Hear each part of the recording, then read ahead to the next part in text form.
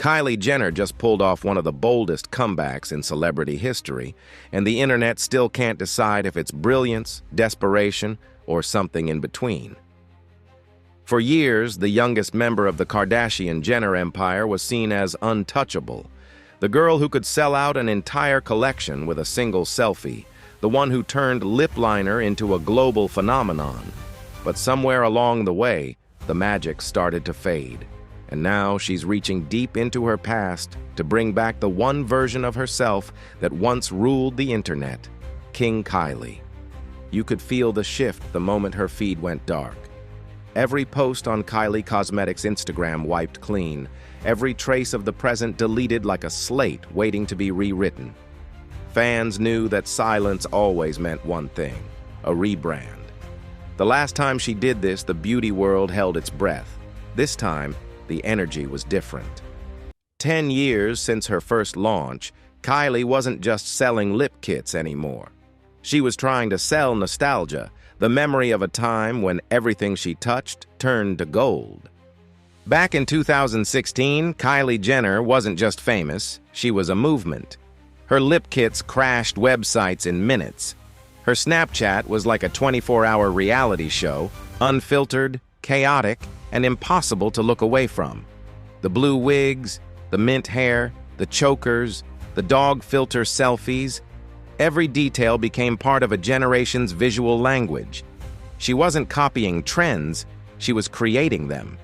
And every post, every new drop, felt like a cultural event. People didn't just buy her products, they collected them like relics. It was the King Kylie era, a wild, unapologetic reign where confidence was currency and every look was a headline. But fame is fragile. When you move that fast, it only takes one stumble for the whole thing to wobble. For Kylie, that stumble came quietly, hidden behind success. In 2019, she sold 51% of Kylie Cosmetics to beauty giant Coty for $600 million, valuing her company at over $1 billion. The world gasped. Forbes crowned her the youngest self-made billionaire in history. But the celebration didn't last. Soon, reports surfaced claiming the numbers had been inflated. Forbes took it all back, accusing Kylie of exaggerating her wealth. Overnight, the world's youngest billionaire became the internet's favorite target. The same people who once cheered her success now called her a fraud. You could almost feel the collective shift, from admiration to suspicion. That scandal didn't just bruise her image, it cracked the illusion of authenticity she had built. The girl who once filmed herself doing messy makeup in her bedroom was now accused of manufacturing perfection. Her posts became safer, her captions shorter, her energy colder. The spark that made her fans feel connected seemed to vanish, and as she pulled back, so did they. The launches kept coming, endless new collections, limited editions, collaborations, but the excitement was gone. The once exclusive brand started to feel mass-produced, mechanical. Fans began calling it her flop era. Then, almost out of nowhere, Kylie decided to go back to the beginning. A new teaser dropped. A short, cinematic clip of her walking down a prison hallway, dressed in black leather, handcuffed and defiant. The camera lingered, the lighting dramatic, the message unclear. Was this a metaphor? A confession? A statement? Whatever it was, it exploded online. Some called it genius. Others called it tone-deaf, especially during a time when real-world protests against incarceration were dominating the news. But one thing was certain. People were talking about Kylie Jenner again. And maybe that was the whole point. Because what she did next proved that this wasn't just another product launch. It was a resurrection. To celebrate 10 years of Kylie Cosmetics, she brought back the exact version of herself that started it all. The same shades, the same packaging, the same chaotic energy that once broke the internet. She called it the King Kylie Collection. The rollout felt like stepping into a time machine. A pop-up in Los Angeles decorated like her 2016 launch parties, with walls drenched in neon pink, mirrors framed in lights, and the same photo booth filters fans remembered. Influencers lined up to take selfies under her old logo. For a moment, it was as if nothing had changed. Kylie smiled, laughed, posed, even recreated her signature overlined lip look. The nostalgia was almost overwhelming. People online called it the return of the Queen. But Kylie didn't stop there. She dropped a new campaign film, a glossy, slow-motion homage to her original lip gloss video. The music, the lighting, even the editing style mirrored her early days. And then came the twist. Kylie herself was singing. Years ago, fans had speculated that she was the secret voice behind her brand's first campaign track, credited under the name 3 Strikes. This time, she confirmed it wasn't her back then, but now it really was. She had gone into the studio, recorded a new version titled 4 Strikes, and used it as the anthem for her comeback. It was symbolic, almost poetic. The influencer who built her empire with visuals now reclaiming her voice, literally. In interviews, she said turning 28 changed her. She didn't want to look back with regrets. She wanted to try new things, push herself, and own her narrative again. Fans saw vulnerability where there used to be polish. Maybe, they thought, this really was the start of something new. Every detail of the rebrand was intentional. She switched her phone back to an older iPhone model for the campaign photos, used the same warm filters from her Snapchat era, even posed in front of her old mirror. The captions felt looser, more personal. You could sense that she was trying to reconnect, not just with her audience, but with the version of herself she left behind. And for a brief moment, it worked. The internet buzzed like it was 2016 again. Beauty creators posted reaction videos, old fans resurfaced their original lip kits, timelines filled with throwback edits. Even critics admitted the visuals were stunning, the strategy brilliant. Kylie had managed to make the world care again. But fame has a cruel way of testing comebacks, because once the nostalgia wore off, people began to look closer, and that's when the cracks started to show. Some fans said the new looks didn't match the energy of the original King Kylie era. Back then, she was bold, experimental, borderline rebellious. Now, the glam looked softer, cleaner, almost cautious. Comments flooded in. Where's the drama? The contour? The chaos? Others accused her of blending the King Kylie aesthetic with the minimalist clean girl trend that dominates today. When Kylie replied to one fan with a single word, "coming," the internet erupted. Everyone waited for the big reveal, expecting a full-blown 2016 makeover. And when she finally posted it, the dark liner, the overdrawn lips, the smoky eyes, the response was mixed at best. Some cheered the return of her old self, others called it cosplay, claiming it lacked the authenticity of the original. One viral comment summed it up. She didn't bring back King Kylie. She brought corporate Kylie dressed in nostalgia. That line stuck because it captured what many were feeling. Yes, the imagery was there, the memories were there, but the chaos, the unpredictability, the fun were missing.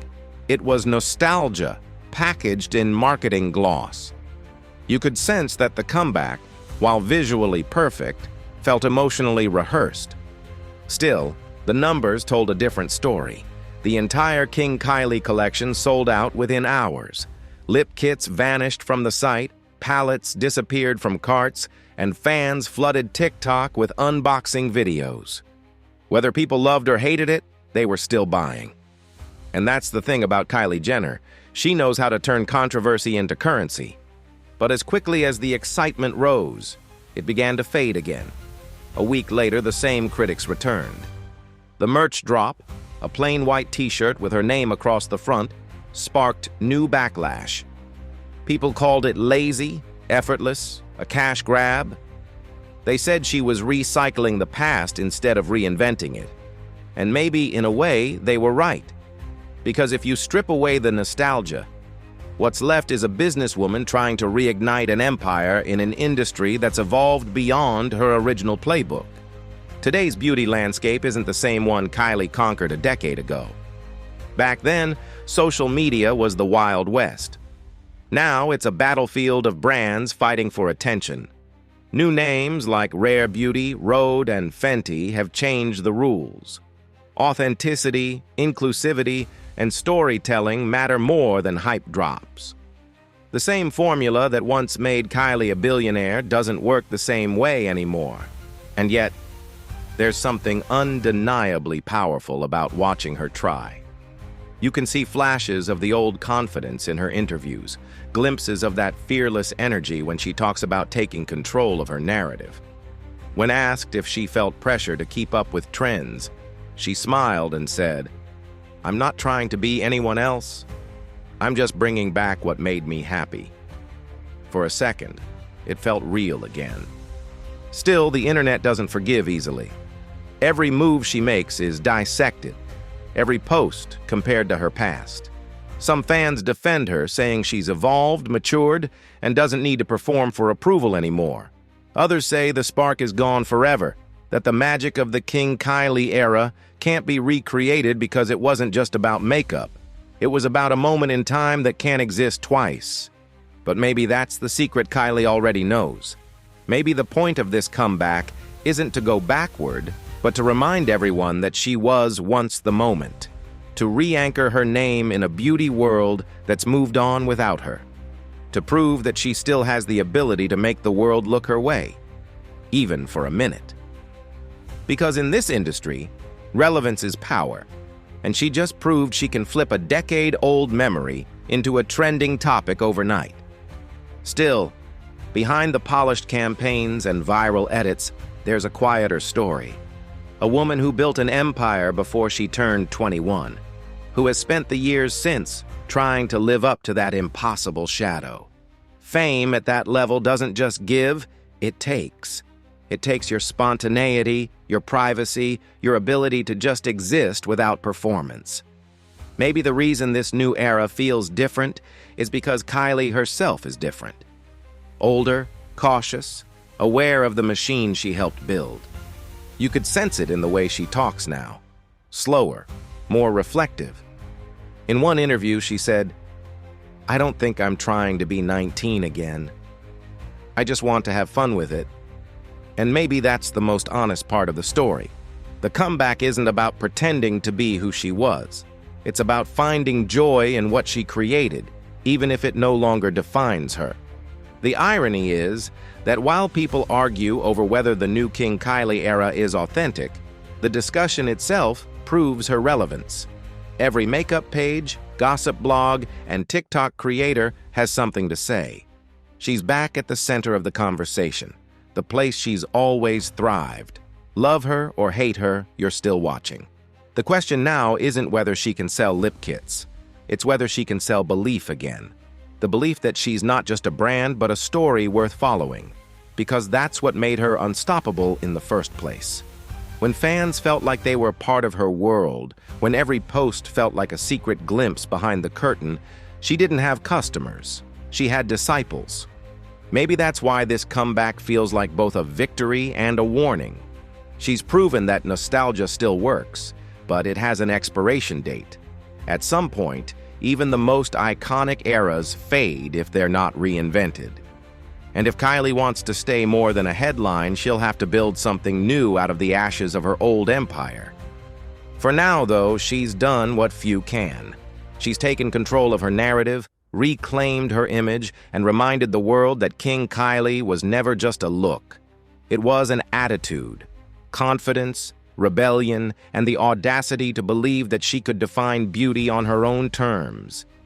Whether this version of her lasts or not, it's a reminder that legacy isn't about staying the same.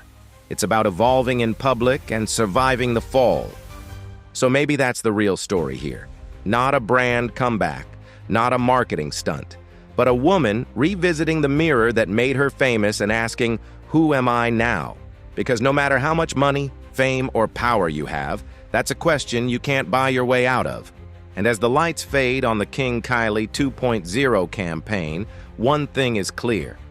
She may not be the same girl who ruled Snapchat and sold out lip kits in seconds, but she's still playing the game better than anyone else. Every headline, every debate, every think piece proves it. She's back in the center of pop culture's stage, commanding attention, even from those who swore they were done with her. Whether this comeback is real or just another cycle of reinvention doesn't even matter anymore. Because in a world where staying relevant is the ultimate currency, Kylie Jenner has once again done the impossible. She's made everyone talk. And in the end, that's all a king ever really needs.